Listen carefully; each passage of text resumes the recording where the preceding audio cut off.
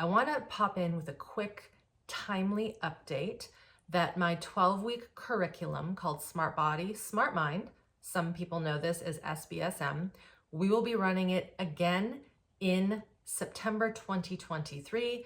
To be exact, we will open up registration on September 12th for 1 week, and we will begin around the 24th of September, a fresh new round. This will be the 14th time we have run this powerful online curriculum.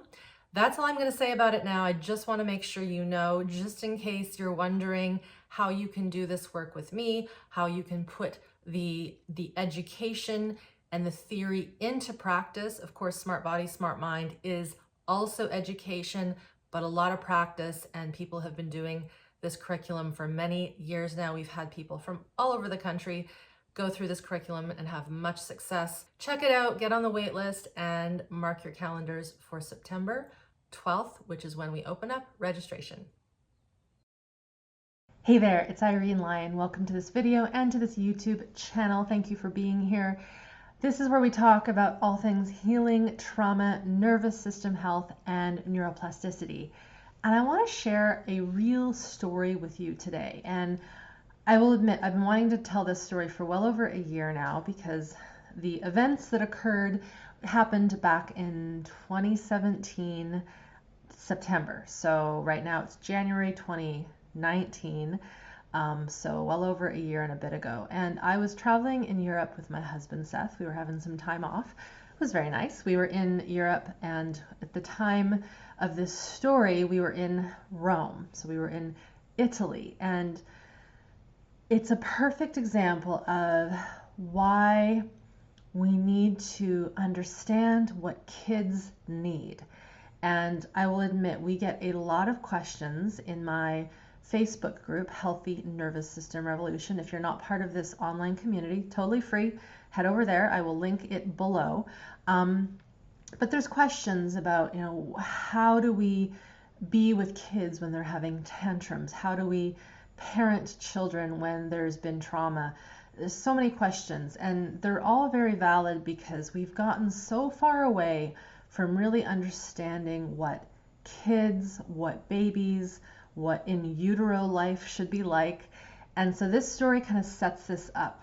It was also spurred in my memory because just this week I posted a wonderful clip that I will post below. It's a YouTube video of one of my favorite mentors, online mentors and authors, Gabor Maté, talking about the importance of the first 3 years of life. And again, I will post another vlog of mine called What It Takes to Create a Healthy Human just below. But there are critical things going on in the first 3 years of life that allow us to have what we call a regulated nervous system, where we learn early on how to self-soothe and how to self-regulate. And when we get that early upbringing, we have the potential to basically realize really good health. And so this story, it will give you an idea of where I find sometimes we miss what children really need. So we were traveling in Rome. We were touring Rome, and we were visiting that one day Palatine Hill and the Colosseum. They're side by side, kind of ancient Rome, the ancient Roman area of Rome. And we had two different tours that day. One was of Palatine Hill, and we had a wonderful tour guide by the name of David. I'll actually see if I can post his information below because he was amazing. Roman historian, grew up in that town, wonderful guy, and he was so animated. And then the second tour we had in the Colosseum, and the woman that did the tour wasn't so animated, our second tour in the Colosseum. I'll tell you why this is an important part. So there was a family, not my family, I was just there with Seth. There was a family with a small child. He was probably about 5 years old. I'm guessing maybe 4.5, 5. And mom was there, grandma was there, grandpa was there. It was pretty clear that that was the dynamic. And I'm like, wow, this kid's got a big day ahead of him. And he was doing great the first part of the tour, which was close to 2.5 hours. It was long and it was warm. And what was so interesting was David, the tour guide, kept interacting with him. And my sense is because he's a practiced tour guide, he knows that if children are not connected with in some way, they'll freak out. Because let's face it, does a 5-year-old want to be visiting the Roman ruins, learning about all of the things that went on back then? No. Unless the tour guide can somehow bring him into the story, which he did. And so this little kid was, he was having a good time. And so we finished that tour, great tour. We then went and had a break at the tour guide office, like where they pick you up. And then we had to move back to the Colosseum with this group to find our next tour guide. And this little kid started to have a tantrum, what we would call a tantrum, which, by the way, is just a child being overwhelmed, tired, and needing to let go of steam. Whether they need a rest, maybe they're hungry, they just don't want to keep doing what they're doing. And if at that age you can't communicate properly your emotions, your sensations, so what do when the ocean inside of you is brewing and brewing into a storm? You freak out, you throw what we call a tantrum. Sadly, there was some comedy in this.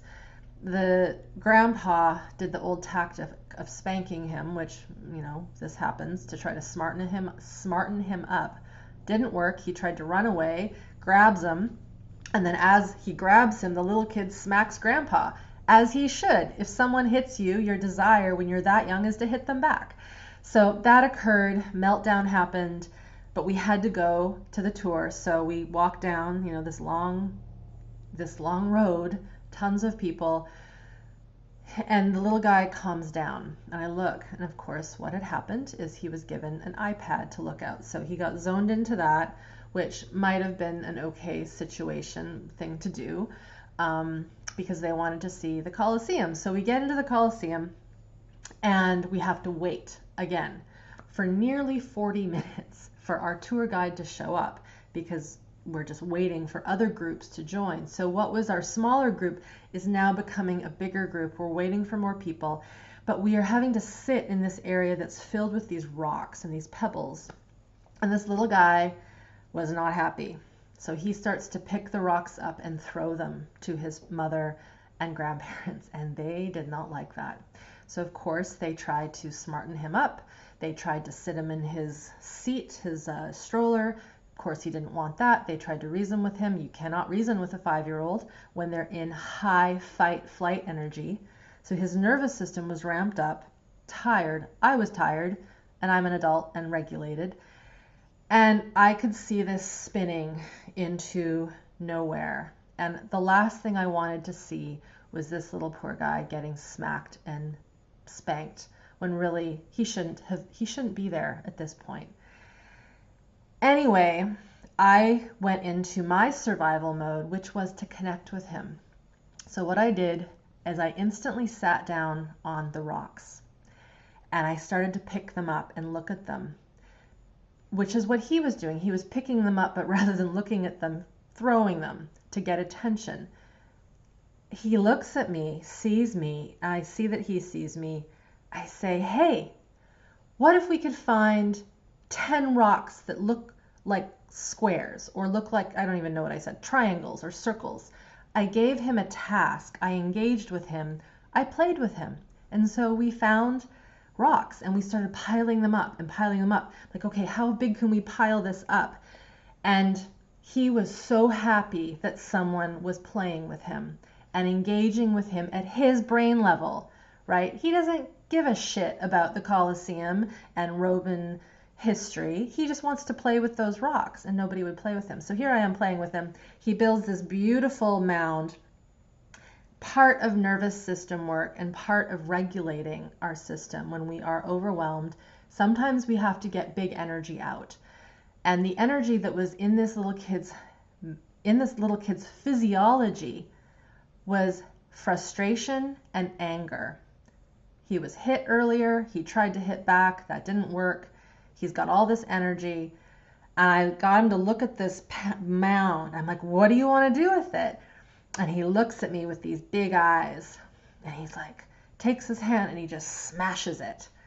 And I applauded. I was like, that's awesome. So we had this little interaction and I was just stalling. And so we kept doing this. We built another circle. The tour guide came, thank God. And his mom looks at me and she goes, wow, you must be a teacher. You're so good with kids. It took everything in my might to just be gracious and say something like that. So I'm telling this story because, and there's another part to it. I'm telling this story because we get so frustrated sometimes when these little bursts come out, and often the remedy isn't that difficult. What I think is unfortunate is that parents will have children and they don't understand what it means to be adult, to stay still, to behave. They're meant to play. Children are meant to play. That's how they learn. That's how they connect. What I did was not rocket science. We took what was there. I got a little dirty, got a little dusty, but it mitigated another big tantrum and him being basically physically abused again. So we went along for the rest of the tour. It was beautiful. And halfway down, he saw my husband because he knew that my husband Seth was with me. He pulled on his pant. He's like, "Where's your girlfriend? Where is she?" And I knew that I actually had to distance myself from this little guy throughout the thing, because he would have just clung to me, because I was one of the only people most likely in that 6-hour period that paid him any attention. And so, he was looking for that. And all I can say for anyone here who has access to children, who is with children, whether you're their grandchildren, whether they're friends' kids, whether they're your own kids, whether it's a little person you see that's having a meltdown at the grocery store, if you can take a moment to make eye contact and just be fun with them and play with them, it will make all the difference in the world. So the next thing I want to refer you to is actually not something that I'm going to talk about. It's a clip from Gabor Maté. He is a Vancouver-based physician, author, world known for his writings, especially books called When the Body Said No, Scattered Minds, and In the Realm of Hungry Ghosts. But he also has co-written some books on helping rear healthy children. And he said this in this video that I've posted below. Be sure to watch it. It's short. It's like 10 minutes. He said this: the real relationship doesn't depend on words. What he means by that is that when you're that little, especially under the age of 5 and especially under the age of 3, those little beings cannot communicate in intellectual higher brain function. They feel, they sense, they are raw little human animals. And we actually have to meet them at that level. I don't mean be stupid and dumbed down, but they're feeling energy and we need to feel their energy. The word here is attunement. We need to attune to them, connect with them, and be with them, and actually get down onto the ground with them. We're big. We're bigger than them. It's like we're like monsters to them in some strange ways. If you think about that, if someone's having a little bit of a meltdown, you got to get down to their level. And by level, I also mean where they are height-wise. That is why this story of this lovely little kid, thankfully he spoke English. I think he was from the States. I got down onto the ground, and that showed him that I cared. And it showed him that I was willing to give him my time and help him process his frustration. So I didn't sit there and say, "Hey, little dude, you're so angry and frustrated. What does that feel like?" That doesn't work. Or we can't be, "Oh, I see, you're just so upset. That must be really difficult." That really soft, kind, in a state like that's not matching his nervous system physiology. He has energy, he's frustrated, he hasn't played, he's been watching these tours all day long. He just needs someone to be like, "Hey, let's play with these rocks." And he gave us the hint because he started to pick them up and he didn't know what to do with them, and nobody was there to be with him. So he was trying to get attention by throwing them. So all in all, I really wanted to share this story because, as simple as it might seem, and it's really simple, often these simple pieces go missing. And they go missing because parents just might not know. Perhaps they weren't connected to that way when they were little. Maybe nobody played with them. Maybe just they were left alone to play, or maybe they weren't allowed to play. They had to be, little disciplined children to the point where they couldn't be rambunctious. And then you have this little guy who's still fresh in his nervous system apprenticeship, learning how to be a human. And I will admit, he shifted and changed so quickly, which is a good sign. It shows that somewhere within that family system, something good is happening. Because there'll be situations where I try to connect with little people like that, just whenever I'm around and seeing that they're unwell, and I'll try to smile or kind of give a little, face or a little wave, and they will instantly look away. They'll get angry. They'll be scared. That's sad to me, because that shows that that little one is shut down and is afraid of people and of the environment. Whereas this little dude in Italy, he was just waiting and just thirsty for human connection. So whenever you can offer that kind of connection to a child, please do give it to them, whether it's your own, other kids that you come into contact with. They want our attention, and they want us to be with them in a curious, fun, and playful way. That is how human beings develop. It's how other mammals develop.